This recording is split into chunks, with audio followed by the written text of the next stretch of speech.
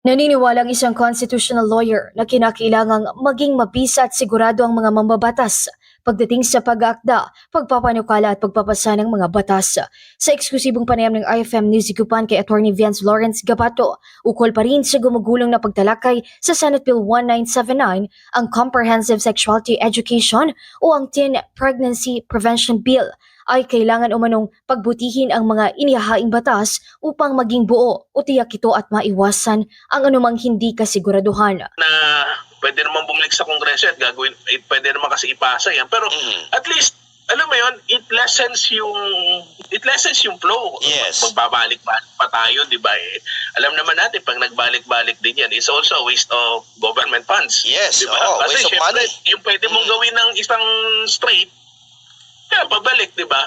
We need to be efficient. Tingin ko dapat yun dapat yun din ang sanang hilingin natin sa Kongreso na kailangan maging efficient yung pagpapasa na ng batas. Ang dami na nilang mechanisms to do that. I hope that they improve on that. Instead of parang you're just riding tas biglang atras ka, di ba? That's, I think, unfair naman. Iginit nito ang umiiral pang reproductive health bill na saklaw pa naman umano ang ilan sa mga probisyon na nakalagay sa CSC ngayon. Ba covered to ng isn't this, kasi if we can recall, meron tayong reproductive, may RH law na kasi tayo eh. Yes, diba?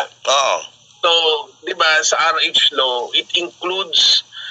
Kaugnay pa ng issue na una nang inihayag ni Senator Sherwin Gatchalian ang pagpapaalis nito at pagpapalit dapat umano ng reproductive health education.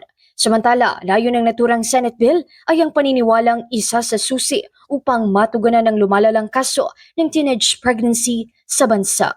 Mula rito sa IFM Dagupan, ito si Idol Ron Aracatatak, IFM. IFM News. IFM News. IFM.